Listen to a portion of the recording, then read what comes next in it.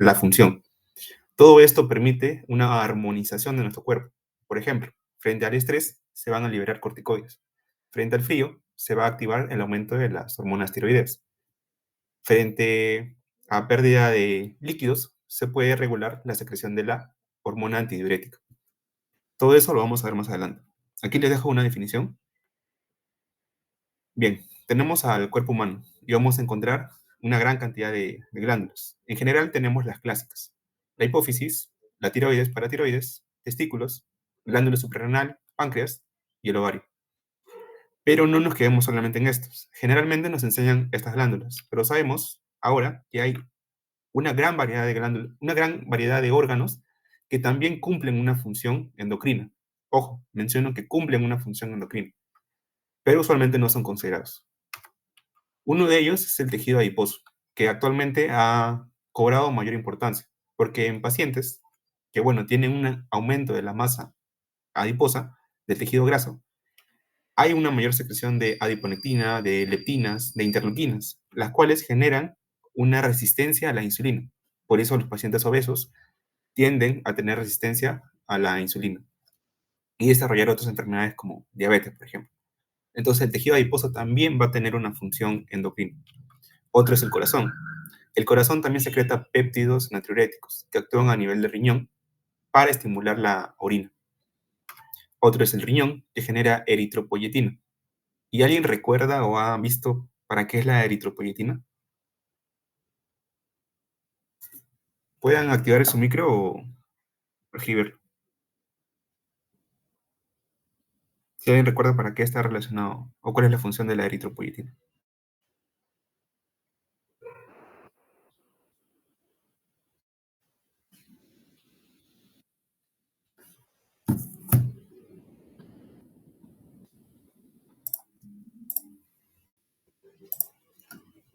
Bien, como menciona Jamie Solange y Ricardo Gianfranco, exactamente, está involucrado en la hematopoiesis. Y frente a un evento isquémico, se va a aumentar la producción de esta. Y a nivel de la médula se va a aumentar la producción de la línea roja. Bien, estos órganos también tienen una función endocrina y por eso también tienen que ser considerados. Pero, como vi en su clase, y también como generalmente se dan en historias, nos centramos en las primeras 6 clásicas.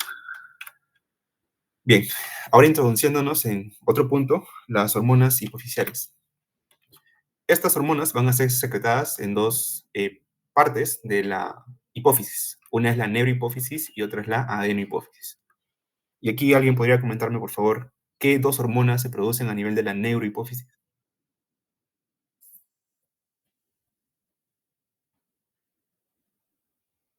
ADH y oxitocina. Ok, gracias. Ahí también los leo, chicos. Y sí, efectivamente, ADH y oxitocina, las dos principales. Luego tenemos, perdón, ¿qué dos hormonas se almacenan en la neurohipófisis? Porque estas dos se producen a nivel del hipotálamo y se almacenan en la hipófisis. En adenohipófisis sí tenemos células que tienen la capacidad de secretar la prolactina, ACTH, TRH, LH, FSH y GH. Adrenocorticotropa, hormona estimulante de la tiroides, hormona luteinizante y la hormona folículo estimulante y la hormona de crecimiento. Por ejemplo, aquí tenemos un eje, el eje hipotálamo hipofisario y glándula tiroides. La hipófisis va a tener a la hormona estimulante de la tiroides, la cual va a actuar sobre la tiroides generando el aumento del T3, de la producción de T3 y T4, que van a actuar en órganos como por ejemplo el corazón o el tejido adiposo, para aumentar por ejemplo la sensibilidad a noradrenalina, adrenalina, y esto genera que el corazón lata más rápido. Y también en el tejido adiposo para la termogénesis, generación de calor. Pero el aumento de T3 y T4 va a actuar sobre la adenohipófisis y también el hipotálamo para disminuir la liberación de TRH. Esto se denomina una retroalimentación negativa. Y generalmente vamos a ver esta retroalimentación negativa en los distintos ejes que veamos más adelante. Pero hay una hormona en especial que tiene una retroalimentación positiva. ¿Alguien sabe qué hormona es esa?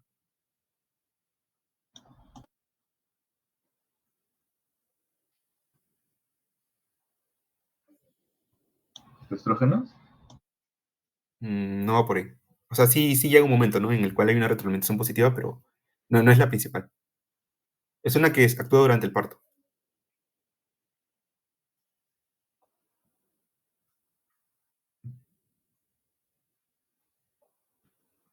durante la contracción uterina.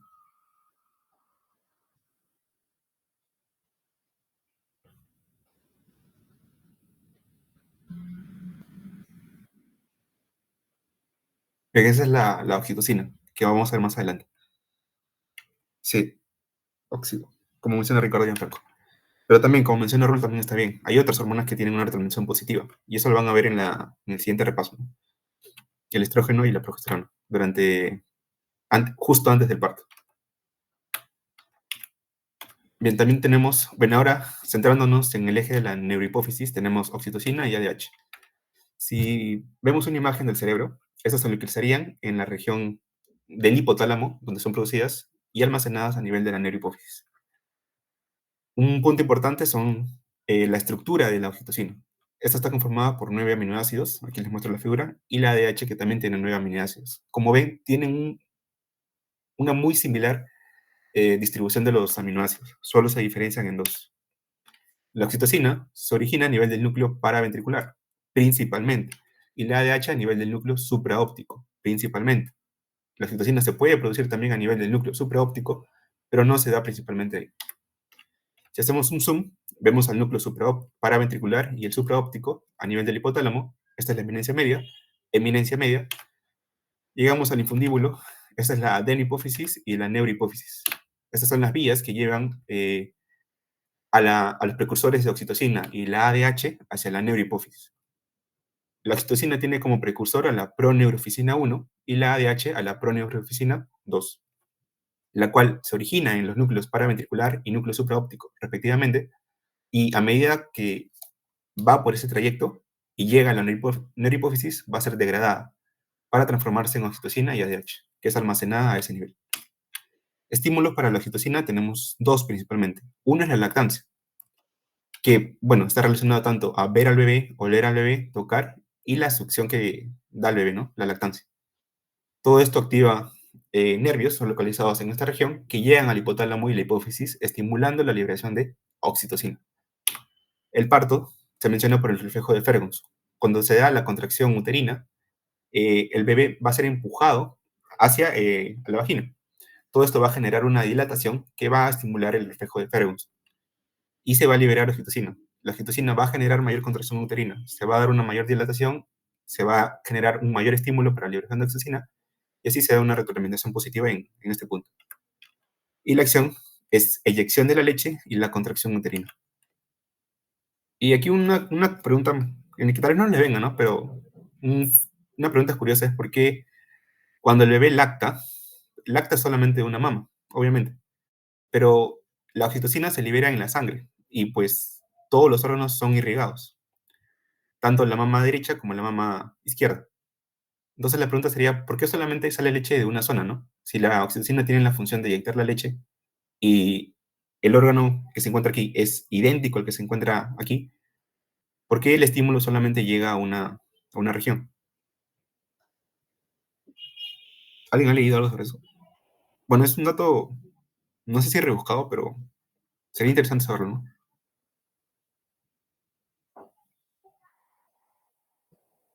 Es porque a nivel de las glándulas, de los conductos, también las células secretoras también liberan el FIL, factor inhibidor de la lactancia. El FIL va a ser absorbido por el bebé durante la lactancia, entonces no va a tener acción sobre las células secretoras, pero sí va a tener acción sobre la otra mama, porque la leche no está siendo succionada, entonces se va a inhibir la producción de la leche. Entonces aquí entra a tallar una proteína que es el FIL. Bien, sobre el ADH tenemos otros estímulos. El aumento de la osmolaridad, aumento de la concentración de sodio, magnesio, potasio, calcio a nivel de la sangre va a generar un aumento de la osmolaridad, lo cual genera un aumento de la ADH. La hipotensión o la hipovolemia también, porque la ADH, también denominada vasopresina, tiene una acción en la retención de agua. Esta acción se da a nivel renal a través de los receptores de la vasopresina tipo 2 para la resolución de agua. Por otro lado, una función menos conocida, y también porque el ADH requiere elevarse mucho más, demasiado, para dar esta función de contracción de arteriolas, que permite combatir la hipotensión y la hipovolemia. Esto a través del receptor V1. Su acción, la ADH tiene acción a nivel del túbulo distal y el túbulo colector.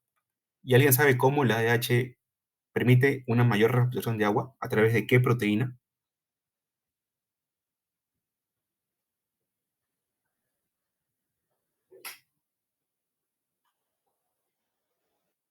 Es decir, la ADH llega al riñón y genera la estimulación de la producción de qué proteínas? Que es, Acuoporina. ok, muy bien. Acoporina tipo 2, ¿no? Y esta le permite dar la acción de reabsorción de agua. Pasamos de la neurohipófisis ahora, los puntos principales, a la adenohipófisis. Iniciamos con la prolactina. La prolactina, conformada por 198 aminoácidos, producida a nivel de la adenohipófisis y tiene como inhibidor, y aquí sí, esto sí es bastante preguntable, ¿cuál es el inhibidor de la prolactina?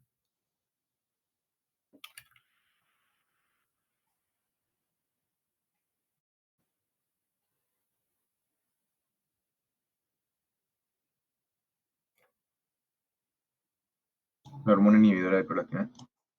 La dopamina. Exacto. Está bien la respuesta. Esencialmente la dopamina. La dopamina inhibe a la prolactina. Y esto es importante, ¿por qué? Porque si alguien tiene un daño a nivel del hipotálamo, no produce dopamina y la dopamina no puede inhibir prolactina. Y vamos a ver que va a haber un aumento de prolactina y esto va a derivar en un aumento de la función de este, aumento de la producción de leche. Y un estimulante es la TRH. La prolactina actúa entonces a nivel de la mama, pero también va a tener un efecto a nivel de la ovulación. ¿Cómo? La ovulación requiere la hormona liberadora de la gonadotropina, de las gonadotropinas. Y la prolactina tiene un efecto inhibidor sobre las hormonas liberadoras de la gonadotropina. Entonces no se inhibe LH, no se produce LH ni se libera FSH. Entonces no se va a dar este proceso. La prolactina, y esto es importante porque esto explica por qué las mujeres que están, bueno, que están embarazadas, uno, y que están dando de lactar, si tienen relaciones sexuales durante este periodo de tiempo, pues no van a, no van a tener un embarazo debido a la prolactina, que inhibe el proceso de ovulación. Primero, a nivel de la mama, tiene la acción sobre el desarrollo mamario, el aumento de las glándulas secretoras y los conductos. La lactogénesis a través de la producción de las proteínas y glúcidos y lípidos que conforman la leche. Y por otro lado, inhibe la ovulación gracias a que disminuye la producción de la GnRH. Y aquí otra pregunta es, la prolactina actúa a nivel de las células secretoras, estimulando la producción de proteínas y carbohidratos. ¿Cuál es la proteína principal de la leche? ¿Y cuál es el carbohidrato principal de la leche? ¿Alguien recuerda?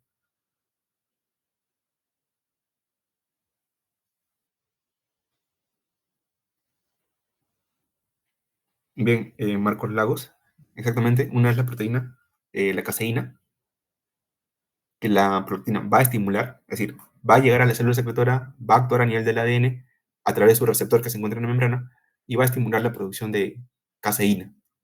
También otras proteínas, pero principalmente caseína. Y el carbohidrato principal,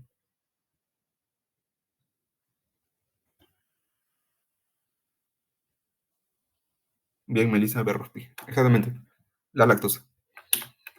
Bien, esto es lo esencial sobre la prolactina. Uno, recuerden cuál es el inhibidor, cuál es el estimulante, dónde actúa y cómo está relacionado al eje de las gonadotropinas. Luego tenemos a la hormona de crecimiento, conformada por 191 aminoácidos. La hormona de crecimiento se produce a nivel de la adenohipófisis. Y aquí también importante, ¿cuál es el inhibidor de la GH?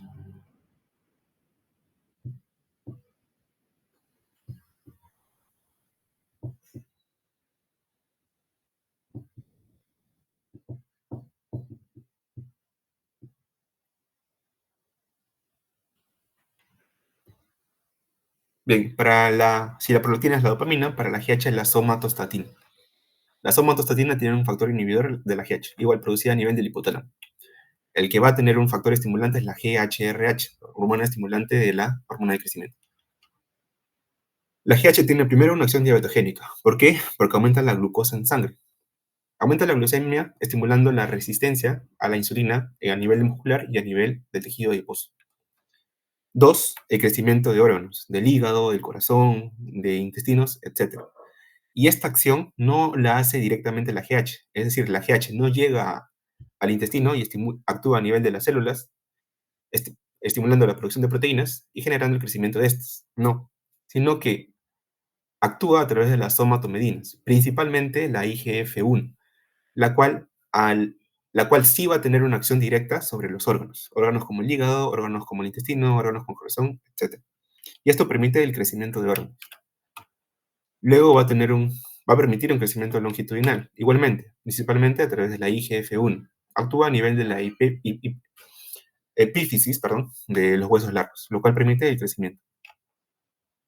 Bien, esencialmente esto, ¿no?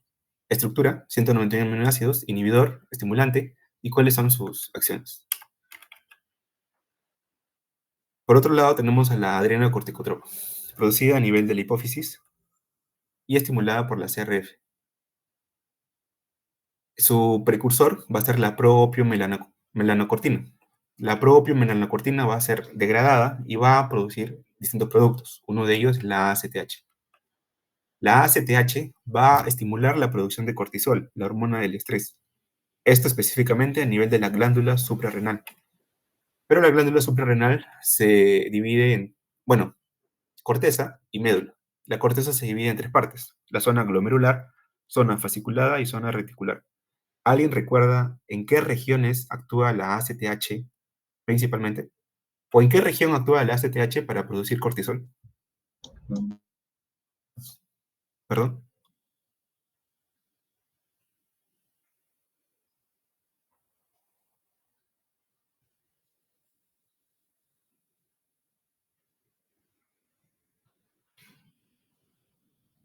Exactamente, como menciona Marcos Lagos, es en la zona fascicular. Ahí también tenemos otra región, la médula. La zona glomerular produce aldosterona. La zona fasciculada produce glucocorticoides, como el cortisol. La zona reticular produce andrógenos. Y la médula produce catecolaminas. Esto a nivel de la glándula suprarrenal. Pero la ACTH actúa principalmente a nivel de la zona fasciculada. Pero también tiene acción sobre la zona reticular. Las dos zonas sobre las que actúa principalmente. Llega aquí y estimula la producción de cortisol. Este cortisol retroalimentación negativa. El cortisol va a actuar a nivel de la hipófisis y el hipotálamo, inhibiendo la producción de ACTH y CRF. El cortisol también va a tener acciones, como la glicemia, el aumento de la glicemia, aumento de glucosa en sangre, como a través de la gluconeogénesis, y la movilización de proteínas y lípidos. Si tenemos aminoácidos, si tenemos ácidos grasos, estos van a participar en la gluconeogénesis para la producción de glucosa. Y también tiene una acción antiinflamatoria.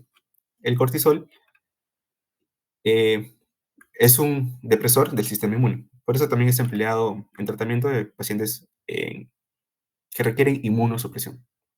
Pacientes que tienen enfermedades autoinmunes, por ejemplo. Y también tiene una acción sobre la GnRH. Aquí hay dos. Aquí tenemos entonces a la prolactina, que inhibe la GnRH, y la adrenocorticotropa y el cortisol, que inhiben a la GnRH.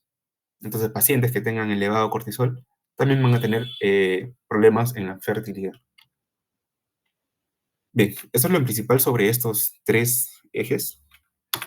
Pasando ahora a otros ejes, tenemos la FSH-LH, tanto en varones como en mujeres. Estimulante, la hormona estimulante de las gonadotropinas. Liberadora de las gonadotropinas. En el caso de los varones tenemos el testículo, los testículos sobre los cuales van a actuar. La FSH y la LH en el caso del varón tienen células dianas específicas. Y eso vi que el doctor lo mencionó en su teoría. La FSH, ¿sobre qué célula diana actúa específicamente? ¿Alguien recuerda?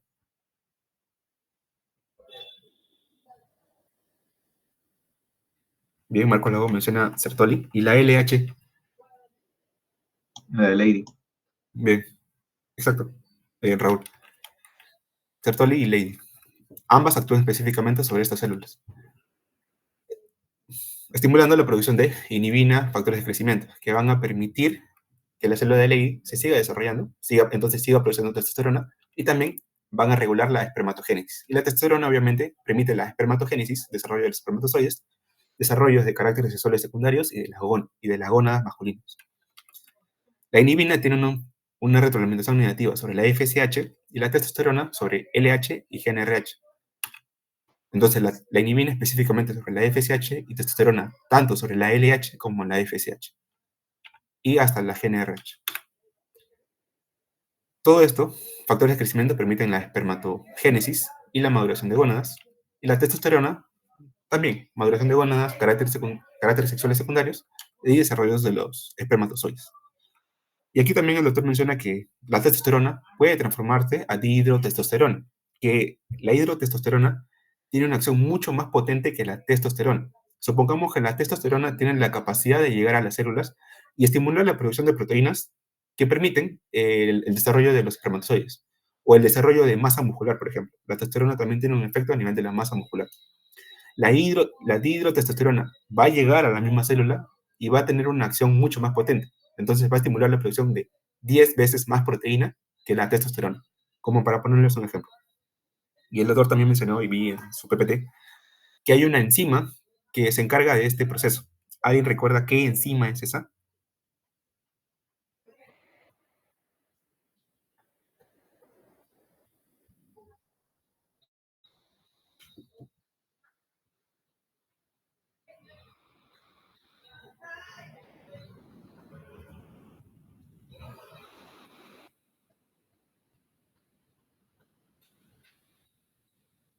En este caso, la 5-alfa reductasa, que cumple la función de transformarla en dihidrotestosterona.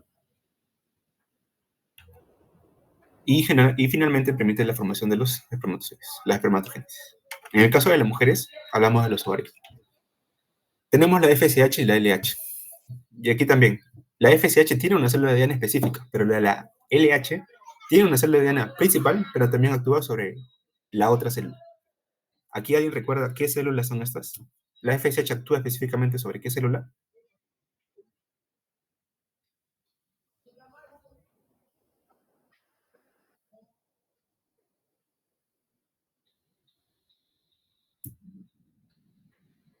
Tenemos células de la teca y células de la granulosa.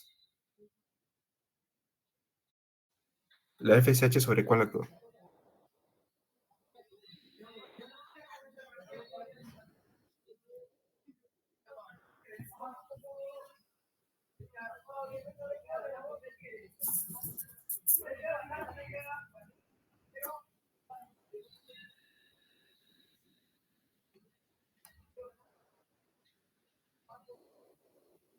En este caso tenemos células de granulosa para la FSH específicamente, pero para la LH también.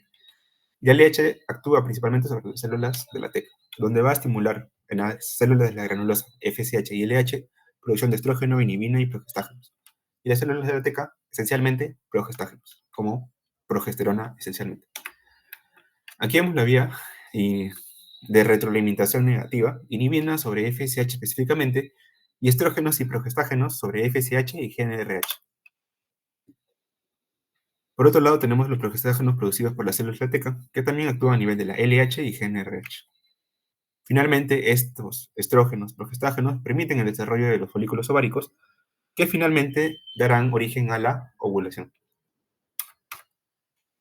La ovulación y formación del cuerpo lúteo, gracias al aumento de la producción de progesterona y estrógenos. Bien, esto esencialmente sobre esta vía. Y finalmente la fecundación. Ahora, como hoy también en su sílabo se mencionaba la glándula tiroides. Aquí tenemos a la glándula tiroides y su localización: cartílago tiroides, cartílago cricoides, anillos traqueales y la ubicación de la glándula tiroides. Dentro de la glándula tiroides vamos a encontrar células específicas a estas glándulas. Tenemos los folículos tiroides y los componentes de estos, como células foliculares, el coloide, células parafoliculares y los vasos. La función que tiene la glándula tiroides son dos: almacenamiento y producción de hormonas. Hormonas como cuál, la triiodotironina, T3, y la T4 tetraiodotironina, que también es conocida como tiroxina. Otras hormonas como la calcitonina, que participan en la regulación de calcio en la sangre. Aquí tenemos al folículo tiroideo conformado por célula folicular, célula parafolicular y el coloide. Y también los capilares sanguíneos. El folículo tiroideo es la unidad funcional y estructural, si le preguntan, de la glándula tiroides. La célula folicular, encargada de la producción de T3 y T4, la célula parafolicular de calcitonina, el coloide, donde se almacena T3 y T4 en la tiroglobulina, que es la proteína que se encuentra en el coloide y se encarga del almacenamiento de la T3 y T4. Y los capilares sanguíneos que rodean esta zona, donde se libera la T3, T4 y la calcitonina para que actúen a nivel del organismo. Y aquí, algunas preguntas para ustedes, a ver si alguien se acuerda o lo ha leído. ¿Qué proteína se produce principalmente? Es decir, ¿qué proteína se produce en mayor porcentaje a nivel de la tiroides? ¿T3 o T4?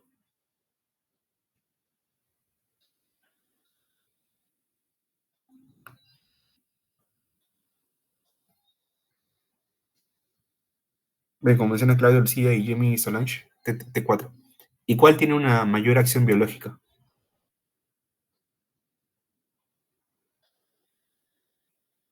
Bien, como menciona Marcos Lagos, es T3. Exactamente, ¿no? Aunque la T3 tenga mayor acción biológica, la glándula tiroides produce mayor cantidad de T4, en una relación de 10 a 1. 10 T4 a 1 T3. ¿Y esto por qué? Bueno, porque la T4 permite un almacenamiento como un almacén de la T3. En la sangre, la T3 tiene una mayor acción biológica y va a tener acción a nivel de los órganos, pero el cuerpo requiere constantemente T3, o sea, requiere constantemente que la T3 con mayor acción biológica actúe. Pues no, va a haber momentos en los cuales va a llegar a necesitar mayor cantidad de T3 por su acción biológica. Frente al frío, frente al hambre, etcétera, va a aumentar la T4 y T3. Y eso va a permitir que haya una mayor cantidad de T3 y entonces una mayor acción biológica. Esto gracias a que la T4 puede ser convertida a T3 por las desionidasas, que son enzimas encargadas de la conversión de T4 a T3. Bien, esto es lo principal. También vi en sus sílabos que pedía cómo es la acción biológica de las hormonas tiroides. Las hormonas tiroides, bueno, antes de pasar a cómo se da su acción, aquí les quería preguntar, por ejemplo, algunas preguntas importantes. ¿Cuál es la principal fuente de yodo de nuestra dieta? O sea, aquí en Perú, o en general, ¿no? En Latinoamérica, ¿cuál es la principal fuente de yodo? ¿De dónde la obtenemos?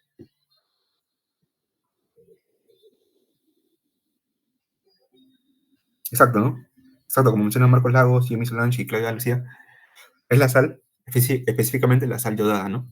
Antes, en la parte de la sierra principalmente, había personas que tenían bocio por el déficit de yodo, pero este proceso cambió gracias a que la sal de mesa, que generalmente no tiene yodo, pero es yodada, y este proceso en el cual la sal es yodada, pues permite un mayor acceso del yodo a la población, lo cual disminuye drásticamente la prevalencia del bocio en la sierra. Y eso es muy importante, ¿no? ¿Por qué se da una sal yodada? Y esa es la principal fuente de yodo en general de todas las personas. Bien, respecto a la acción biológica, tenemos que la T3 y T4 son transportadas por proteínas específicas, las cuales van a permitir el transporte de T4 y T3 hacia las células. Un porcentaje pequeño de la T3 y T4 va a encontrarse libre, es decir, no va a estar unido a las proteínas transportadoras. Una vez llegan a la célula, supongamos que esta célula es una célula de músculo, una célula del corazón, una célula del músculo para permitir un aumento de la, bueno, perdón, una célula del corazón para permitir un aumento de la contracción cardíaca. Y esto un aumento de la frecuencia cardíaca, un aumento de la sensibilidad a norepinefrina y epinefrina, que aumentan la frecuencia cardíaca, etc. Llegan a esta zona y permiten, bueno, ingresa la T3 y T4. Se menciona que no tienen receptores, aunque actualmente se está investigando esto, si es que tienen o no receptores, pero en general se menciona que no tienen receptores. Van a ingresar al citoplasma y en el citoplasma la T3 se va a dirigir al núcleo, pero la T4 va a ser desionidada, principalmente, a través, en general, en las células del cuerpo, por las 5 desionidasas. La T4 entonces pasa a T3, la que tiene mayor acción biológica. Posteriormente ingresa al núcleo. Dentro del núcleo se va a unir al receptor de hormona tiroidea, el receptor tiroideo, y el RXR, que es una proteína que se encarga de estabilizar la unión de T3 con el RT, o T4 también. Va a llegar, va a generar un cambio conformacional en el ADN, y como sabemos, el ADN posee la información genética que codifica proteínas. Se va a dar el inicio de la transcripción con la formación del ARN, y el ARN va a llevar la información a los ribosomas, que va a permitir la producción de proteínas. ¿Proteínas como cuáles? Proteínas como enzimas. Enzimas que permiten el proceso de producción de otras proteínas. Eh, Proteínas como, por ejemplo, enzimas que participan en la gluconeogénesis. Proteínas que participan en la lipólisis. Proteínas que participan en la proteólisis, etc. Todo lo cual va a permitir un aumento de la producción de glucosa.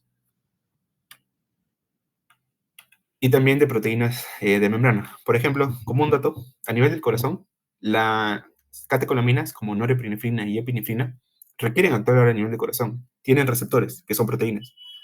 La T4 y T3 lo que van a hacer es llegar a la célula y estimular la producción de receptores de esta norepinefrina y epinefrina.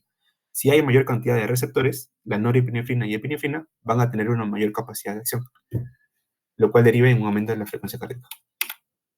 Aquí está la leyenda. La TBG es la globulina de unión a tiroxina, la cual permite el transporte de T3 y T4 principalmente. RXR es el receptor retinoico y RT es el receptor tiroideo. Finalmente, ¿cuál va a ser la acción? La acción de la hormona tiroidea es 1, aumento de la tasa metabólica. 2, metabolismo de carbohidratos, de proteínas y de lípidos. 3, la termogénesis, generación de calor. Y como parte de su acción también estimula el crecimiento. Esto se resume en la gluconeogénesis, formación de glucosa a partir de aminoácidos y ácidos grasos, y la proteólisis del músculo, lo cual le va a permitir que participe la proteína del músculo en la gluconeogénesis. Bien, esto sería lo principal sobre la acción biológica de la hormona tiroidea. Y esto sería todo por el repaso de hoy. Mi compañera Jocelyn les va a dar el segundo repaso, donde va a abarcar la siguiente línea, que viene a ser el páncreas, el ciclo de la ovulación y otros puntos importantes, ¿no?, que continúan a este repaso. Si tuvieran alguna pregunta, la pueden hacer ahora o la pueden escribir en el chat.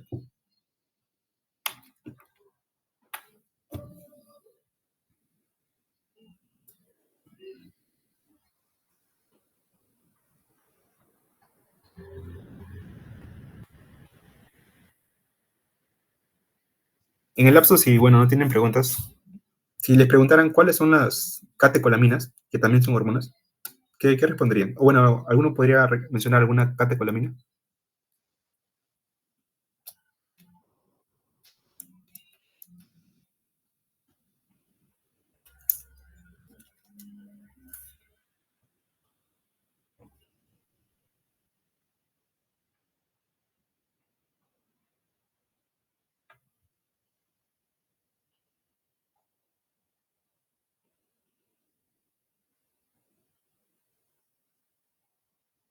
Bien, hay una pregunta de Marcos Lagos. Es una buena pregunta, ¿no? ¿Cómo se diferencia una de otra? En sí, el coloide es todo, ¿no? La proteína, la tiroglobulina, como está en su nombre, ¿no? Tiro. Tiene en sí la triiodotironina y la tetraiodotironina. Esta proteína es la que almacena específicamente a la T3 y la T4. También, bueno, almacena la T2, T1.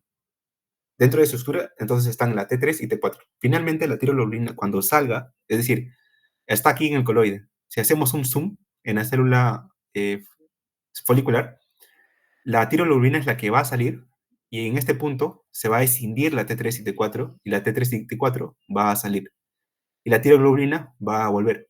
El coloide en sí es todo. Es como una sustancia en la cual está contenida la tiroglobulina. El coloide es el todo y la tiroglobulina es un componente del coloide.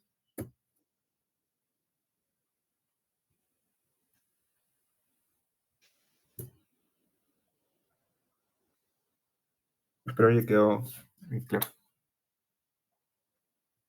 De nada.